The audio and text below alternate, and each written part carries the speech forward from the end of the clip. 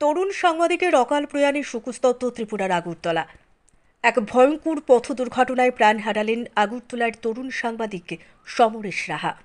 News today চ্যানেলে চিত্র সাংবাদিক হিসেবে কর্মরত ছিলেন তিনি। মৃত্যুকালে বয়স হয়েছিল মাত্র 30 বছর।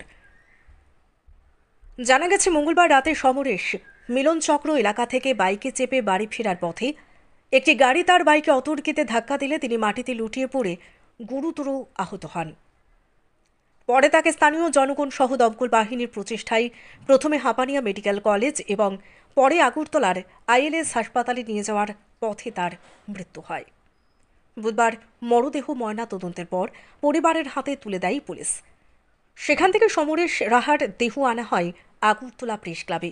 সেখানে তাকে শেষ শ্রদ্ধা নিবেদন করে প্রয়াতের আত্মার সদ্গতি কামনা সহ মৃতের পরিবারবর্গের প্রতি সমবেদনা জ্ঞাপন করেন আগরতলা প্রেস ক্লাবের প্রাক্তন সচিব প্রণব সরকার সহ অন্যান্যরা। ত্রিপুরা থেকে ভানুচন্দ্রের রিপোর্ট। তরুণ সাংবাদিক সমরেশের মৃত্যু একটা অপূরণীয় ক্ষতি। মাত্র 30 বছর বয়সে ও আমাদের ছেড়ে চলে গেল। কালকে এক পথ দুর্ঘটনায় ওর মৃত্যু হয়েছে। পিছন থেকে একটা গাড়ি এসে ওকে ধাক্কা মেরেছে। তো এটা আমার একদম মর্মান্তিক।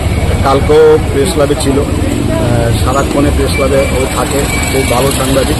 তো আজকে আমরা এখানে এনে ওনাকে শ্রদ্ধা নিবেদন আমরা সদ্গতি কামনা করি। ওর পরিবারের পাশে থাকার জন্য আমরা আপ্রাণ চেষ্টা করি।